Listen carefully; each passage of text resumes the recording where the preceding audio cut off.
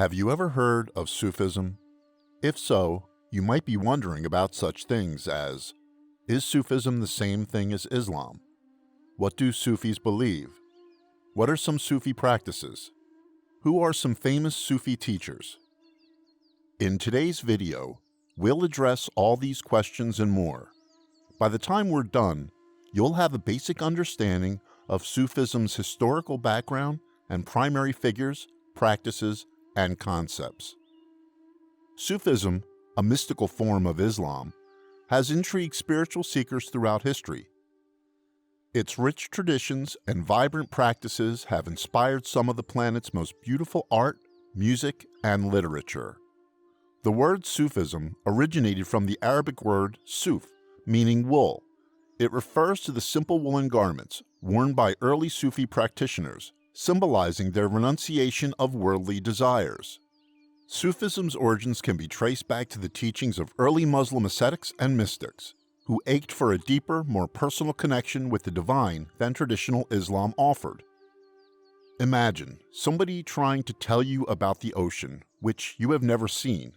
You sit in a classroom as the teacher attempts to cram boring facts about the planet's seas down your throat.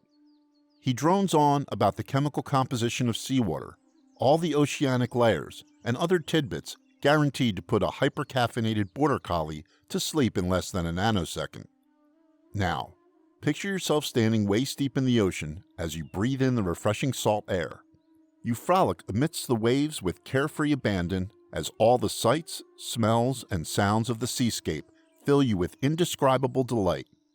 The difference between a dry recitation of facts and the actual experience is like night and day. This is a dilemma many spiritual seekers have faced over the centuries. Traditional religion didn't provide them with a direct experience of the divine, so they sought more esoteric paths. It happened when St. Francis of Assisi broke away from the Catholic Church's teachings, which were more about maintaining the status quo than helping people connect with God. And it occurred when early Sufis decided to supplement the basic teachings of Islam with their own mystical explorations. Throughout history, Sufism faced both acceptance and opposition within the Muslim world. While some Islamic scholars embraced the Sufi teachings, others criticized them for deviating from orthodox Islam. Nevertheless, Sufi masters and their disciples continued disseminating their knowledge, often through spiritual gatherings known as Sufi circles or khanaqahs. It wasn't until the 9th and 10th centuries that Sufism gained widespread recognition and established distinct doctrines and orders. All orders share the same ideals and core teachings. The differences between them are relatively minor, such as the style of meditation, loud versus silent chanting, moving versus sitting, etc. In the modern era, Sufism continues to flourish, transcending national and cultural boundaries. It attracts Muslims and non-Muslims alike, who yearn for a deeper understanding of the divine. At the core of Sufism lies the belief that you don't need to rely on anything outside yourself to experience God. While teachers and texts can serve as pointers, the only way to encounter the divine for yourself is through direct realization. Probably the best-known Sufi master is Rumi, who initiated the Mevlevi order, characterized by the use of ecstatic, whirling dance as a way to commune with God. When he encountered a wandering mystic known as the Shams of Tabriz in 1244, Rumi's life changed in the twinkling of an eye. Meeting with the Shams transformed him from a bookish academic into a passionate seeker of universal truth. Gulfen al-Rali, a Turkish literary historian, wrote, "Rumi was like a purely clean lamp, where the oil was poured into the holder and a wick placed therein, ready to be lit, and Shams was the spark to set it afire." After 3 years, Shams disappeared, a mystery that remains unsolved to this day. Some say he was murdered by Rumi's son, who was jealous of how close the two were. Rumi poured out his love for Shams in a series of lyric poems called the Divani Shams el-Tabrizi. He desperately searches for Shams before realizing, "Why should I seek? I am the same as he. His essence speaks through me. I have been looking for myself." For hundreds of years, People have used Rumi's penetrating insights to illuminate their paths to a direct experience of the divine. He inspired people worldwide to set aside their petty differences by helping them recognize that we're all one. Coleman Barks, considered by many as the foremost translator of Rumi, had this to say: "It is said that people of all religions came to Rumi's funeral in 1273 because, they said, he deepens our faith wherever we are. This is a powerful element in his appeal now." Another prominent Sufi teacher was Ibn Arabi, a philosopher, poet, writer, and mystic, regarded as one of the most influential spiritual masters of all time. He was a prolific author, writing over 400 books that powerfully conveyed Sufi wisdom to the uninitiated.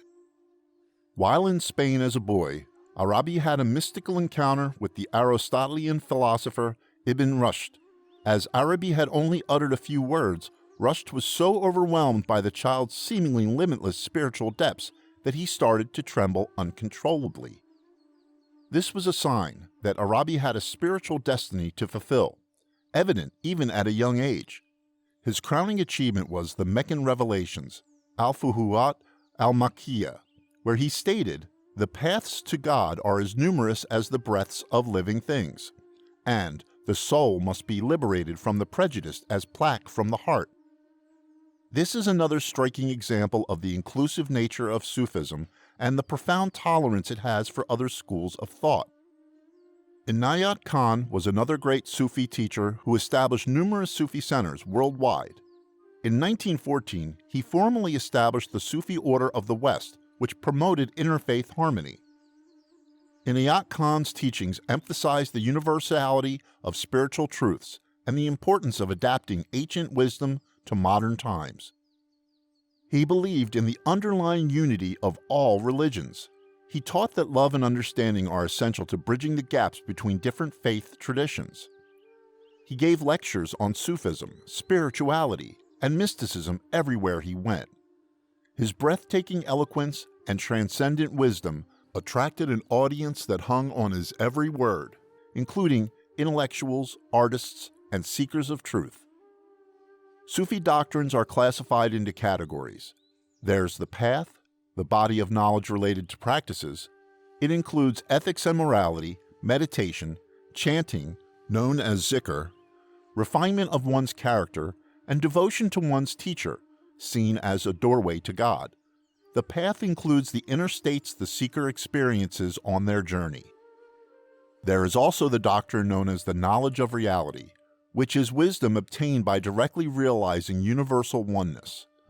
The stunning multiplicity we see swirling around us is an expression of that unity. In Sufism, this is expressed in the concept of Wadat al-Wujud. It refers to an inward experience of non-duality and is similar to the Hindu concept of Advaita Vedanta. Two of the most essential concepts in Sufism are annihilation and subsistence. Annihilation, or fana, means to die before one dies, which refers to the death of your ego. Subsistence, baka, is cultivating an ever-present awareness of the divine presence.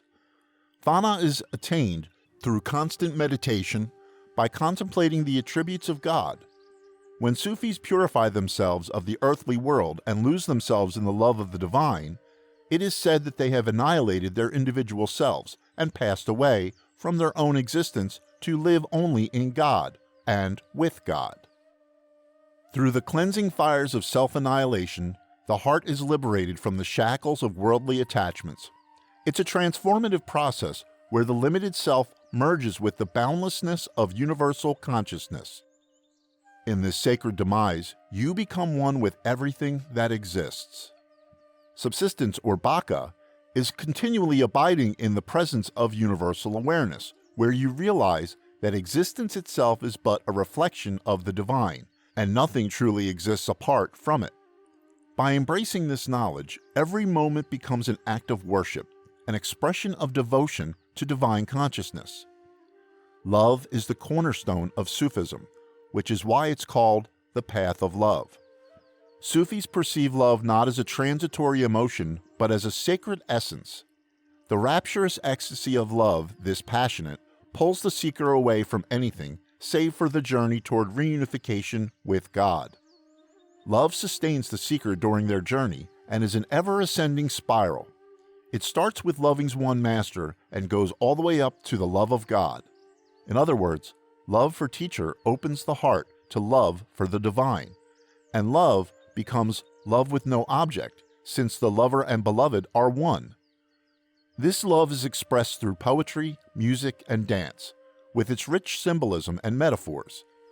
Sufi poetry exquisitely captures the longing for union with the beloved. The ecstatic whirling dance of the Mevlevi Sufis, known as the whirling dervishes, is a powerful expression of the divine energy permeating all of existence.